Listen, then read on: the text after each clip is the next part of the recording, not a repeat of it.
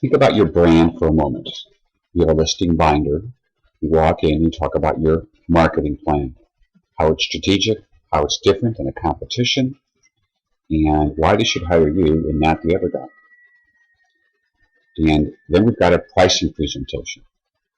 Pretty much what I've seen in a pricing presentation in almost every national brand is that they're unique to the agent preparing the analysis. The marketing presentation quite often is uniform. We all follow the A, B, C, D program the company prescribes. We have X amount of websites and things that we're linked into the websites. We have a national brand or a local brand, whatever it is. We do a relocation. We have a sign. We have an MLS. And we have all these places we're going to put the advertisements. We're going to find the buyer. We make every effort to impress the seller. And then we go on, we do the pricing presentation, which generally takes a lot of agents less time than the marketing presentation does. However, none of the marketing, zero, with the number one agent in the country, will help if he or she has overpriced a property. There are not many uniform practices that every agent who joins a real estate company has a pricing program. It's essentially sit in front of the MLS and build it. But how do I present it? In what order? What do I ask? What questions? My client isn't receptive to pricing it right. They want to go with their price first and see how it goes. They'll drop it later. Maybe, maybe not. This presentation I'm going to walk you through is called Pricing the American Dream. It's a way to standardize the pricing presentation.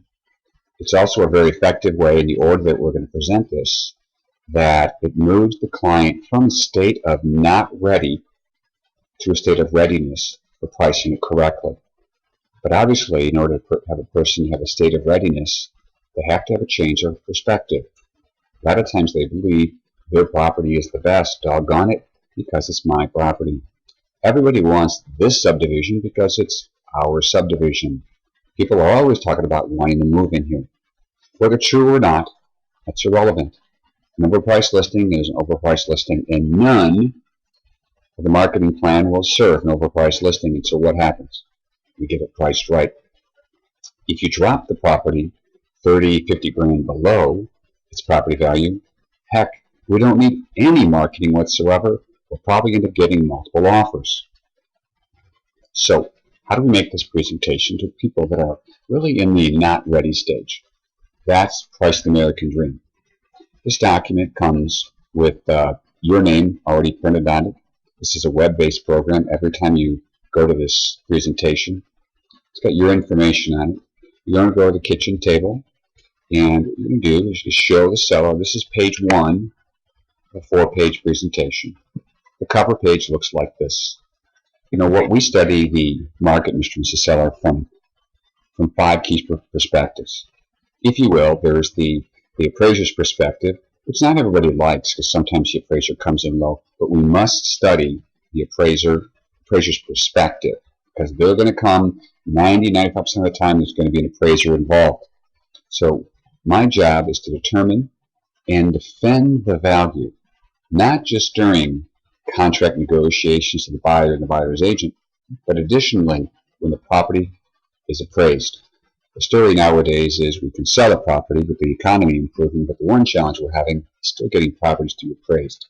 So seller, I want you to know that's one of the values that I demonstrate for you here today, and I'll show you how I'll do it.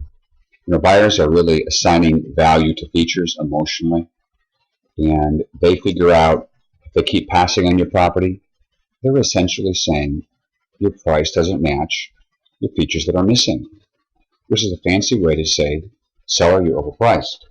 Again, the buyers, they come and they go, or they don't even come at all to the property. What they're saying is, you know what? Your price doesn't match the features that are missing based on the features that you're offering. So buyers vote with their feet. You know, they pass on properties all the time. When it hits the right property value, listing price, it'll go off the market. So these are the perspectives that we've taken. The buyer's agents, a lot of times they've rarely ever seen the inside of a comp. They may have only done a few annual sales.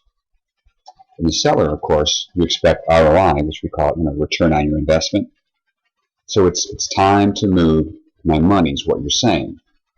And it's not just, what's your marketing plan? I'm going to move my family. No, you're not just moving your family, you're also moving your money. And when you think about it, what are your criteria for a listing agent? Other than a great marketing plan and maybe somebody who has rapport with you, can I ask you this? What are you looking for in the area of determining and defending your value? Because you might already have a number in mind. And of course there's going to be negotiations. Have you thought about the 2 or 3 things strategically that you want to make sure the agent does during contract negotiations? Now here's where we let the seller, who wasn't expecting that question, to interact with us. We want the seller to describe the criteria, and what you're going to see then, the following pages, you're actually going to demonstrate to them how you fulfill that criteria. But let's let them say that. Most agents don't talk about contract negotiations as a value. They just talk about the marketing plan, and the brochure they're going to have, and whatever they're going to do with websites. Let's raise the standards here, eliminate the competitor, talk about your ability to determine and defend that value during contract negotiations. That is music to the ears of a home seller. So, again, this is an interactive presentation. We're going to end this particular video because then we're going to turn to the inside pages and go with that.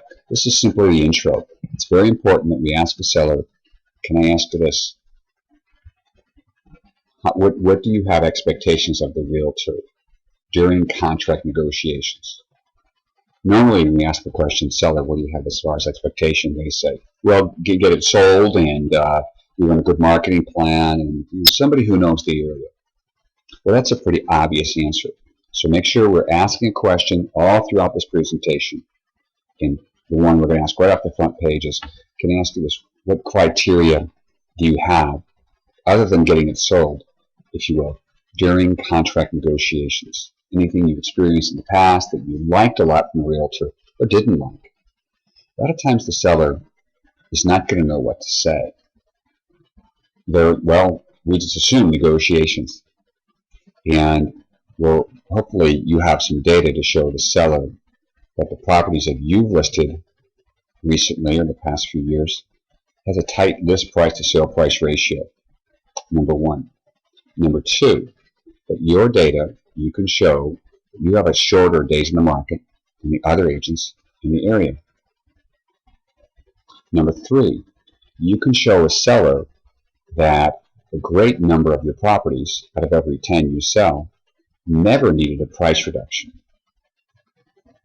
Some agents, of course, if they have to get price reductions on every single listing, it shows they have a challenge in communication with their sellers. Those that sell their listings and never had a price reduction, now there's somebody with great communication skills and has quality built right into that pricing presentation, which is what we're going through here. So those are 3 things that you could show a home seller: that your days in the market are shorter, that your price reduction are rarely ever used for your listings, and lastly, that your list price to sale price ratio is tighter on your listings than it is on others. Others may give up 7% list price to sale price ratio, but yours is only maybe 3.2%. Look for these statistics. Show the seller that their money is in your hands, if you will, and you understand it's time to move their money, and you have the track record. All right, let's continue on with the next video.